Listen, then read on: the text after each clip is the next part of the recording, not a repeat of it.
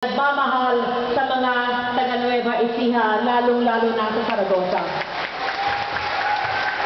Alam nyo, lahat po ng mga sinabi nyo ay tama. Ngunit, hindi ko po makakamit lahat yan kung hindi po sa tulong nyong lahat. Kung naalala nyo, noong 1998, ako'y humarap sa inyo bilang isang bagito sa larangan ng politika, walang kamuang-muang.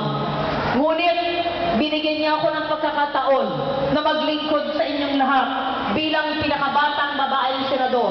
At sinalal niyo ko, hindi lamang bilang senador, kundi #1 senator in Nueva Ecija in 1998. Maraming salamat po sa inyo. Sa aking unang termino, siguro naman natutunayan ko sa inyo, pinaglaban ko ang karapatan ng kababaihan ng kabataan at pinaglaban ko ang mga karapatan ng sambayanang Pilipino sa pamamagitan ng aking mga panukalamatan na ginawa para sa kalikasan, para sa kababaihan, para sa inyong lahat.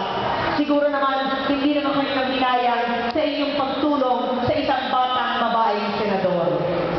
10 taon po ang nakaraan, ako'y humaharap sa inyo bilang senador ng muli at I humbly thank you for all your support, for all your trust and confidence.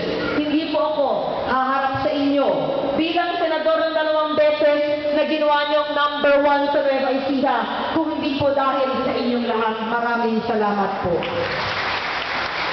Hindi ko po makakalimutan ang Nueva Ecija dahil noong 2004, nung ako ay nangampanya kasama ni FPJ sa Nueva Ecija, rinespeto niyong lahat, pati ng inyong mga mayor at gobernador, ang boto ng mga Nueva Ecijano. Hindi kami nadaya at nanalo ako ng landslide sa buong lalawigan ng Nueva Ecija. Maraming salamat sa inyong lahat. Ng 2007, nung ako ay galing sa 3 taon na pagkawala sa politika at lumaban sa Korte Suprema, bagamat masama ang loob, taas loob. Dahil alam ko, ako ang totoong hinalal ng taong bayan na naman tinulungan niyo ako, ginawa niyong #1 ang muli, kaya humaharap sa inyo bilang senador. Maraming salamat sa inyo. Bago ko makalimutan, gusto ko rin po ipakilala ang isa kong matalik na kaibigan na parang kapatid, si Congressman Dong Gonzales ng 3rd District ng Pampanga.